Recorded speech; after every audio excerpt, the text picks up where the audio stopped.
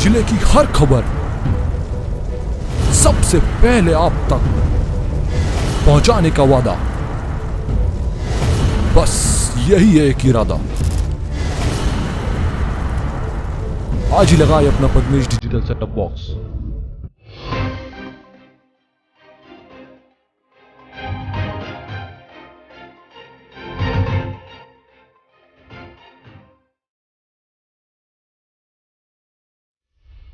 आप देख रहे हैं पद्मेश 24/7 कृष्णा सेंडे के साथ। चलिए न्यूज बुलेटिन की शुरुआत करते हैं हेडलाइन से। प्रदेश के मुखिया शिवराज सिंह चौहान ने 15 मई तक बढ़ाया लॉकडाउन, सख्ती के दिया आदेश। बीते 2 दिनों से जिले में कम हुआ मौत का ग्राफ, 6 मई को 12 शव का हुआ अंतिम संस्कार। स्वास्थ्य विभाग ने शुरू की पहल, टीकाकरण से पहले कोविड की होगी जांच, पॉजिटिव आने पर नहीं लग रहे टीके। 7 मई से शुरू होगा गुंगलई में 200 बेड का कोविड सेंटर, प्रशासन ने लिया तैयारियों का जायजा। और जिले भर के कई स्थानों पर चली तेज आंधी तूफान, हुई हल्की बारिश, वार्ड नंबर 12 में गिरा एक कच्चा मकान। कोविड-19 के बढ़ते प्रकोप को फैलने से रोकने के लिए संपूर्ण बालाघाट जिले में 7 मई 2021 तक के लिए कोरोना कर्फ्यू लगाया गया है, जहां कर्फ्यू का उल्लंघन करने पर प्रशासनिक अधिकारियों के द्वारा दुकानों को सील किया जा रहा है। इसी कड़ी में जिला मुख्यालय से लगे हुए ग्राम भरवेली के मुंडी माई चौक स्थित ताज किराना स्टोर्स को सील कर बंद किए जाने की कार्रवाई की गई। जानकारी के अनुसार ताज किराना दुकान संचालक लोगों की भीड़ इकट्ठा कर कोरोना कर्फ्यू का उल्लंघन कर रहे थे, जिसकी जानकारी मिलने पर तहसीलदार रामबाबू देवांगन, भरवेली थाना प्रभारी नीरज कुमार दल बल के साथ ताज किराना पहुंचे, जहां उन्होंने स्टोर को सील कर दिया। मध्य प्रदेश में तेजी से फैल रहे कोरोना संक्रमण के बीच सीएम शिवराज ने किल कोरोना अभियान 2 के तहत विजुअल कॉन्फ्रेंस की। इस दौरान उन्होंने कहा कि प्रदेश में कोरोना संक्रमण अब बड़े शहरों से लेकर ज़्यादा छोटे शहरों, खासकर ग्रामीण इलाकों में तेजी से पैर पसार रहा है। इसे ध्यान में रखते हुए अब प्रदेश में कोरोना कर्फ्यू यानी लॉकडाउन की अवधि बढ़ाकर 15 मई कर दी गई है। अब कोरोना कर्फ्यू का सख्ती से पालन करना होगा। गांव में संक्रमण नहीं रोका तो स्थिति और भी दयनीय हो जाएगी। सीएम शिवराज ने जनता से अपील करते हुए कहा कि विवाह शादी अभी न करे। विवाह कोरोना संक्रमण के ऊपर स्प्रेडर है। अलग अलग जिले में अपनी अपनी परिस्थितियों पर विचार कर भीड़ को कम करने का प्रयास करें। मई में शादियां न हो ये फैसला लिया जाए ताकि संक्रमण से बचा जा सके। सीएम शिवराज सिंह ने कहा कि 15 मई तक हम सब कुछ बंद कर रहे हैं। कड़ाई से जनता कर्फ्यू का पालन हो। आने वाले दिनों में जनजीवन सामान्य हो जाए, इसलिए कुछ दिन हम कड़ाई से पालन करें। जिन गांवों में पॉजिटिव केस हो उनमें मनरेगा की मजदूरी 15 मई तक बंद करने होंगे। जहां पॉजिटिव केस नहीं है वहां मनरेगा चल सकती है। हालांकि इस विषय पर अब तक बालाघाट जिला प्रशासन के द्वारा कोई आदेश जारी नहीं किया गया है, इसलिए अभी शासन के आदेश के बाद जिला प्रशासन के आदेश का जिले वासियों को इंतजार रहेगा। 6 मई की दोपहर में मौसम के बदले मिजाज और हल्की तेज हवा की वजह से शहर के वार्ड नंबर 12 निवासी एक व्यक्ति का कच्चा मकान गिर गया, जिसमें एक युवक दब गया। समय रहते लोगों ने मदद की, जिससे बड़ा हादसा टल गया। पीड़ितों ने बताया कि 2 साल से वे इस कच्चे मकान में निवास कर रहे हैं। इसके पीछे बड़ी वजह यह है कि शासन के द्वारा पीएम आवास का लाभ उन्हें दे दिया गया, लेकिन पूरी किस्त अब तक नहीं मिल पाई है। नतीजा कच्चे मकान में रहने के लिए वे मजबूर है, जिस कारण थोड़ी सी हवा तूफान की वजह से 6 मई को यह घटना घटित हो गई। डेढ़ दो साल हो गए, 1.5-2 साल हो गए। अच्छा, क्या हुआ आज? वो हवा आई तो थोड़े वो कवली वली गिर रहे थे। अब उन्होंने ऐसे ही होंगे।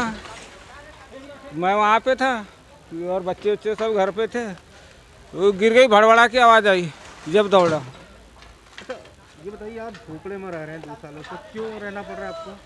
हाँ, अब स्लिप विलिप डालेंगे, तैयारी हो गई थी। तो पीएम आवास का मकान बन रहा है? हाँ, पैसा मिला कि नहीं? मिला था। पूरा पैसा मिल गया? नहीं, और बाकी है। कितनी किस्त बाकी है? और 50,000 है। अगर पूरी किस्त अगर डल जाती तो शायद आपका मकान नहीं, अब वो डालने की तैयारी थी, पर अब ऐसा कौन जानता है। क्या नाम? जी हाँ, मकान बन रहे तो यहीं अभी बना के रह रहे थे। अच्छा, कब से रह रहे थे? ये 2 साल हो गए।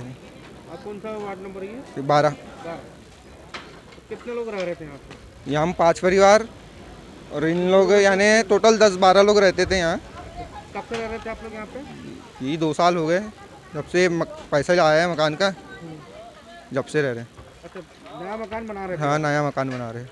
आज ये कैसे गिर गई ये अचानक क्या है, जैसे कवेली गिरने लगी तो अचानक ऐसा पूरा गिर गया। आप दब गए थे उसमें? हाँ, इसमें दब गया था। नहीं, मेरे को अभी सूचना मिली तो मैं आया यहाँ देखने।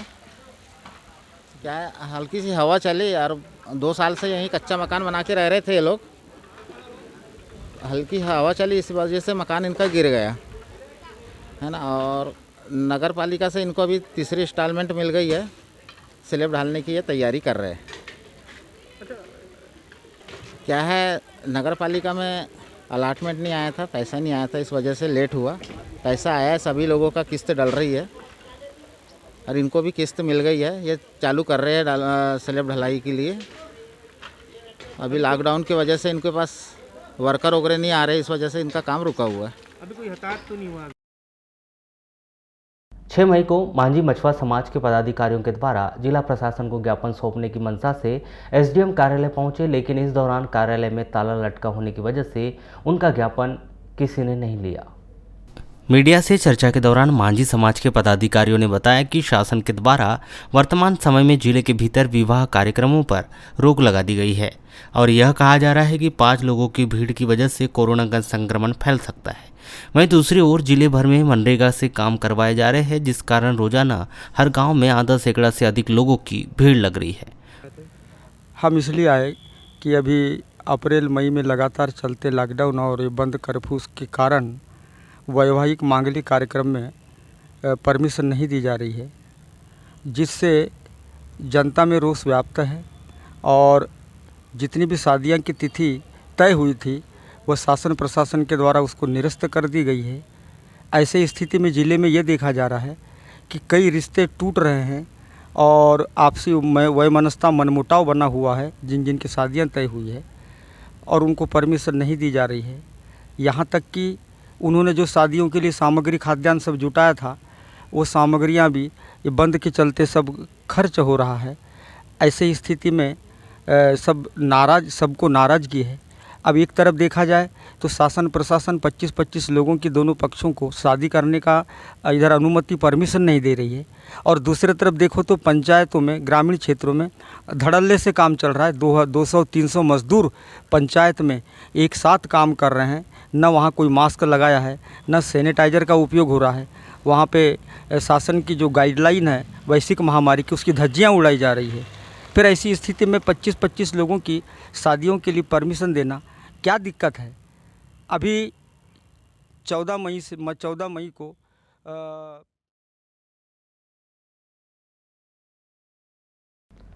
कोरोना वैक्सीनेशन को लेकर आम जनता में फैल रही भ्रांतियों को दूर करने के लिए स्वास्थ्य विभाग के द्वारा नई पहल की गई है, जिसमें पहले कोविड की जांच फिर वैक्सीनेशन कार्यक्रम चलाया जा रहा है। जिला टीकाकरण अधिकारी डॉक्टर परेश शुक्लभ ने बताया कि वैक्सीनेशन करवाने जो भी आ रहा है उसका पहले एंटीजन टेस्ट किया जा रहा है ताकि यह पता चल जाए कि वह कोविड संक्रमित तो नहीं है। उसके बाद ही उसका वैक्सीनेशन किया जाए। उसके साथ ही कोविड की रफ्तार को भी रोका जा सकेगा।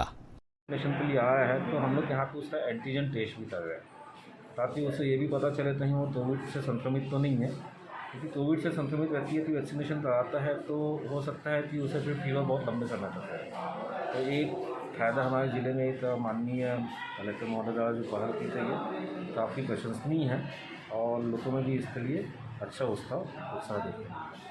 सर, एक चीज़ आज ये देखने में आ रही है कि यहाँ पर आपने वैक्सीनेशन कराने वालों के लिए कोविड टेस्ट कंपलसरी कर दिया है, क्या ये सही है सर? कंपलसरी तो नहीं है, बाकी कोविड टेस्ट हम लोग इसलिए करवा रहे हैं कि जो व्यक्ति यहाँ वैक्सीनेशन के लिए आया है वो स्वयं ये भी जाने कहीं उसे कोविड तो संक्रमित नहीं है, क्योंकि कोविड संक्रमित व्यक्ति जो है उसका वैक्सीनेशन नहीं होना है। तो ये हमने पहल की है जिससे हम अपना टेस्टिंग भी बढ़ा पाए और संक्रमण की क्या स्थिति है बालाघाट जिले में ये हम देख पाए।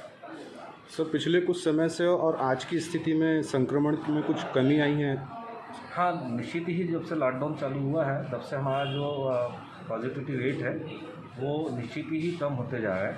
आपने देखा है बीच में आपका 140-150 हो गया था, अभी वापस 100 से नीचे आ गया है। सहकारिता समिति कर्मचारियों ने सहकारिता मंत्री के द्वारा मौखिक आश्वासन के बाद 6 मई की जाने वाली अनिश्चितकालीन हड़ताल को स्थगित कर दिया है।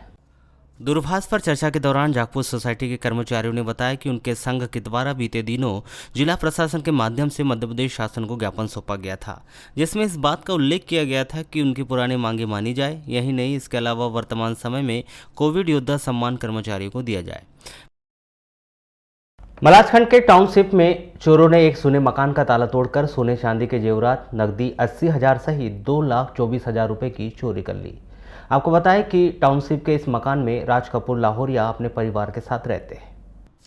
बताया गया है कि 15 अप्रैल को राज कपूर लाहौरिया की बेटी की सिवनी में मृत्यु हो गई थी। राज कपूर लाहौरिया उसी दिन अपनी पत्नी के साथ बेटी के अंतिम संस्कार कार्यक्रम में सिवनी चले गए थे। बेटी के अंतिम संस्कार के दौरान ही राज कपूर लाहौरिया की अचानक तबीयत खराब होने से उन्हें जबलपुर के अस्पताल में भर्ती किया गया था। मलाजखंड टाउनशिप का उनका मकान सुना था। 4 मई को पड़ोसियों ने उनके मकान का ताला टूटा देखा और राज कपूर लाहौरिया को सूचित किया। खबर मिलते ही राज कपूर लाहौरिया का बेटा विकास लाहौरिया टाउनशिप मलाजखंड पहुंचा। लालबरा नगर मुख्यालय सहित लालबरा क्षेत्र में तेजी से कोरोना वायरस से संक्रमित मरीजों की संख्या में बढ़ोतरी हो रही है, जिसको देखते हुए जिला प्रशासन के निर्देश के अनुसार नगर मुख्यालय ग्राम पंचायत पांडरवानी लालबर्रा में घोषित किए गए रेड जोन एरिया को 6 मई को ग्राम सरपंच अनीश खान के नेतृत्व में पंचायत कर्मियों के द्वारा सील कर पूर्ण रूप से प्रतिबंधित किया गया है। इस कार्रवाई के दौरान मुख्य मार्केट के सभी पहुंच मार्ग, बस स्टैंड सहित अन्य पहुंच मार्गों में तार की फेंसिंग लगाकर आवागमन को पूर्ण रूप से प्रतिबंधित किया गया है, क्योंकि रेड जोन एरिया में मुख्य मार्केट मौजूद है, जहां की गलियों से लोगों के द्वारा आवागमन करते हुए पुलिस थाना से बचने का भी प्रयास किया जा रहा था। मुख्य मार्केट सहित रेड जोन एरिया को पूर्णतः प्रतिबंधित किए जाने के बाद आवागमन के लिए मुख्य राज्य मार्ग ही एकमात्र विकल्प है, जिससे बेवजह घरों से निकलने वाले व्यक्ति अब घरों से नहीं निकल पाएंगे। वहीं रेड जोन एरिया के व्यक्तियों को अति आवश्यक कार्यों के लिए निकलने की स्थिति में कुछ जगह छोड़ी गई है, ताकि वे उस स्थान से आवागमन कर सके। अभी जो है जो हमारा रेड जोन एरिया है लालबर्रे का, इसको हमारे द्वारा जो है इसको बंद कर दिया जा रहा है। बीच में हमने बंद किए थे अस्थायी रूप से, उसमें क्या हुआ कि कुछ असामाजिक तत्वों ने उसको तोड़ दिए थे। तो अब हम तार की फेंसिंग कर रहे हैं, जाली लगा रहे हैं, ताकि स्थायी रूप से जो रेड जोन है यह बरकरार रहे और लोगों का आवागमन जो है यहाँ पर बंद रहे, क्योंकि हमारे यहाँ लगातार कोरोना के मरीज बढ़ते जा रहे हैं। इससे जो है हमारे शहर की व्यवस्था जो है बिगड़ रही है, उसमें सुधार आए, इसीलिए हमारे द्वारा यहाँ फेंसिंग किया जाए।